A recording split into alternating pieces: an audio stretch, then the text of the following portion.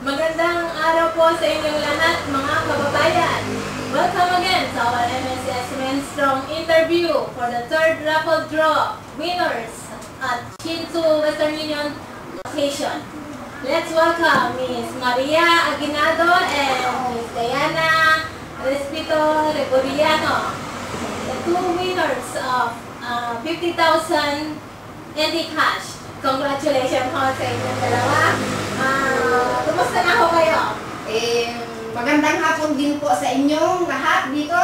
At okay lang po kami at maraming salamat. At ako ay isa sa mga nanalo sa Western Union sa raffle draw. Ay, ka naman, Diana. Kumusta na? Good afternoon po. Ganun pa rin. Parang normal living of life lang. Parang wala lang.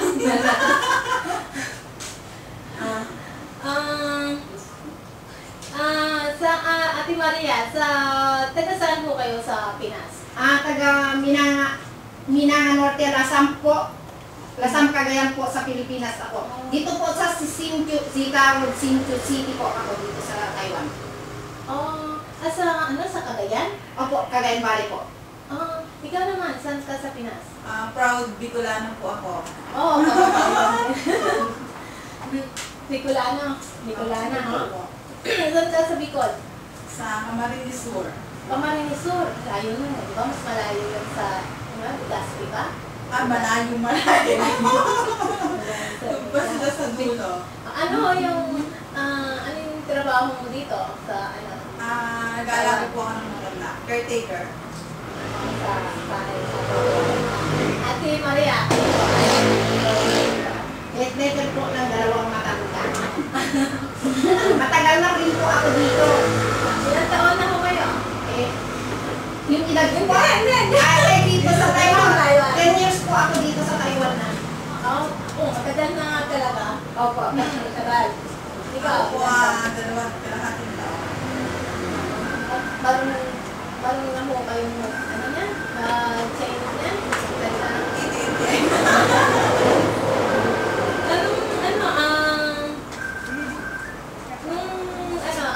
Paano nyo nalaman na kaya na, paano nyo nalaman na sa pwedeng mag-remit sa 7-Eleven icon? Bali po sinabi ng friend ko, para daw po mas madali. So, pupunta ka na lang ng 7-Eleven, pwede ka na magpapadala sa Pilipinas. Binigyan niya po ako ng form para po... Itong ganitong form ba to? Opo, ganyan form. Binigyan niya ako. Kasi daw, sabi niya, pag nakatatlong, parang yung may tatlong na record siya, may pwede daw po, di ko lang ano po. Pero siya, yeah. Kaya Kaya sabi niya, mag-register ka. Ako na bahala, sabi niya gano'n. paano ka nag-register sa ito? Binigay mo ba sa ito ito? Opo, yan, ganyan yung binigay niya sa akin. Tapos siya na rin yung nag-fill up, siya rin yung tumawag sa Western Union. Kasi alam mo paano paggamit dun sa sa iPhone machine yan? Sinundan ko lang po yung instruction niya. Dito sa dito. Opo. Sunod lang mo kasi niya, madali lang, di ba? Si Diana ho ay sa 7-Eleven iPhone mo siya nagpadala. At si Ate Maria naman ho, saan ho nagpadala? Dito lang po ako sa Main location mo. main location po dito sa Hsinchu. Okay. Matagal na ho ba kayo nagpapadala? Hindi po. Ngayon, lang po, kabubukas ko lang po noong January. Kasi nag-decide po ako na mag-open ng Western Union kasi para mas madali ko matulungan yung friend ko na umuwi kasi kailangan niya ng cash. So, para mas madali kahit anong oras, pwede ko siya mapadalhan. Kaya nag-decide po ako na mag-open ng Western Union. Ilang beses sila nagpadala sa Siguro po nasa 10 times na din. Kasi January, February, at March po. Lagi po akong mapadala kasi siya po ang pinapadala. Tsaka may family din po ako na para mas madali nilang makuha. Tsaka mas mura po yung parang service fee. Ate Maria, anong matagal na rin mo rin kayo nagpapadali din sa Western Union mo, ah. Bali, 9 months na po ako nagpapagawa dito sa Western. Ano mo? Kumusta naman po si Miss Janet? Okay naman po siya. Sabi niya, magpadala na rin ako sa Western kasi ate, lagi kang nananalo. Sabi niya, mga kaibigan ko, gano'n na, magpapadala na rin kami. Sabi niya. Oo, madali lang naman yan kasi mga lang naman yan. Kung asawa ko nga, sabi niyo, may 2 ID hinahanap, hindi isa lang daw. At kung minsan hindi na rin naghahanap daw yung mga Western food sa akin. Sa Pinas to, okay rin, hindi masyado maselan, hindi daw masela.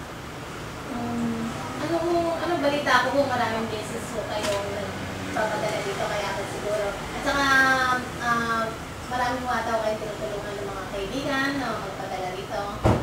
Kaya ko siguro. Oo nga po, kaya nga ako may ano ba yun? Malaking chance ang nanalo dahil nga marami akong pinapadalang pera dito, mga kaibigan ko, tinutulungan ko silang magpadala ng pera. Pera para sa kanilang mga pamilya ko. Kaya ako pinayaan mo kayo. Natutulungan niyo ho yung mga kababayan natin dito sa, di ho makalabas, minsan mo, di ho ba? Opo. Ano ho ang masasabi mo, Miss Diana, sa paggamit ng 7-Eleven iPhone? Para po sa akin, yung pagpapadala sa iPhone machine, parang pinaka-easy way siya para makatulong, magpadala. Kasi kahit anong oras, kasi katulad ng mga caretaker, katulad ko, wala akong amo sa umaga, weekday. So, gabi lang sila nadating. So, ako bilang caretaker, kasi inaantay ko sila. So, kahit anong oras ako magpadala, pwede akong makapunta ng 7-Eleven kasi open naman siya. Parang mas madali, parang convenient, parang kahit anong oras pwede kang pumunta ng 7-Eleven para padalan dito. Kumbaga, napaka-convenient para sa iyo. Ate Maria, kayo po, anong masasabi mo sa pagpadala sa communication sa Western Union? Masasabi ko lang po sa pagpapadala ko dito sa Western Union ay convenience po siya. Kahit anong oras din po at minsan tine-text ko lang din, ginagawa ako ng resibo. Tapos magbabayad na lang din ako dito, lalo na po sa akin, lagi nagpamadali, tinatakbo ko lang po yan. Kaya pag nating ko na dito, ayan na po resibo, babayad na po ako, ganun lang po. At saka convenience po talaga, at saka mura yung charge fee nila. Wala pong anong cheche-breche. Kaya mga kaibigan, mga kabayan, sa Western, dito na kayo sa Western Union o 7-Eleven magpadala. Malay nyo, kayo pa ang isa sa mga lucky winner kagaya namin ni Diana. Saan nyo ho, saan nyo to nalaman na nanalo po kayo ng Bali nalaman ko siya nung tinawagan ng Miss Derminda. Pero actually, hindi talaga ako naniwala. Kasi sa dinami-dami ng scam, ako ba naman parang isa na ako doon sa may mapapaniwala. So hindi talaga ako naniwala. Kasi parang wala akong alam tungkol sa cash prize na yun. Parang nagpapadala lang ako kasi kailangan ng kaibigan ko. Parang wala akong hinihingi na parang panalunin mo ako kasi tumutulong ako. Wala. Hindi talaga ako nag-expect kasi sa dinami-dami ba naman ng tao nagpapadala, parang napakaswerte mo na ikaw yung mabubunog. Parang Hindi ko inaasahan. kaya parang yung unang yung tinawagan naman ni Miss Germin, parang doon ko nalaman na nanalo ako. Pero wala sa loob ko na para paniwalaan yun na nanalo nga ako. Kala mo scam siya. Parang oo. Pero totoo. Totoo pala. Ayan. Ate Maria, kayo ho. Saan nyo ho nalaman na nanalo ho kayo? Nung kung tumawag si Ma'am Derminda, nung taga-Western po, alam ko na nanalo na ako kasi nga nakita ko dun sa post niya, mamaya tatawagan ko yung mga nanalo. Kaya pagkasabing Western Union, alam ko na kung nanalo ako. Pero hindi ko lang alam kung ano yung Sinawagan ho kayo. Opo, ma'am. So, alam mo na kung Kaya marami pong pasasalamat ko sa Panginoon dahil nga nanalo ako dahil pinakinggan din yung panalangin ko na manalo ako sa Western. Diana, ano ang naging reaction mo nung tinawagan ka ni MSS Strong? Reaction, parang wala, parang opo-opo lang ako kasi nga hindi talaga ako naniniwala kasi parang wala naman sa loob ko nung nanalo na ako kasi dami-dami nung nagpapadala, parang ako pa parang kasi sigurado pa lang, parang hindi naman ako talaga nag-expect na talagang mananalo. Pero nagtanong din ako sa mga friend ko, yung mga nagamit ng ng ibon machine, sabi niya nga, try mong tawagan yung Western kasi baka totoo. Parang sila yung nag-encourage sana. Totoo yan sa akin. Ano nalaman mo totoo nga yun? Ano Ay, nalaman na mo? parang Yung feelings mo? yung feeling ko yung totoo, parang wala, nagpapasalamat ako kasi parang nag-open lang ako nito para makatulong doon sa friend ko. Pero hindi naman ako nag-expect na manalo talaga. So parang ganun pala yung parang kapag tumutulong ka ng bukal sa loob mo, parang i-bless ka ni God kasi parang tumutulong ka. So ito yung return niya para sa'yo. Kaya thankful, parang salamat kasi lalo ngayon pauwi ako so parang napakalaking blessing nung kasi pauwi na ako, parang wala naman ako ganun so blessing talaga. Blessing! Kaya naman po, Ate Maria, ano po reaction na nalaman niyo na o feelings nung nalaman niyo na nanalo kayo dito? Masaya po ako kasi nga may ibabayad na po ako sa hinirang ko. Para sa operasyon ng biyanan ko. Ay! Opo, kayo. Opo. Blessing din po sa inyo, ha? Opo, blessing din. Diana, ngayong nanalo ka ng itong napanalo pala, anong binabalak mong gawin?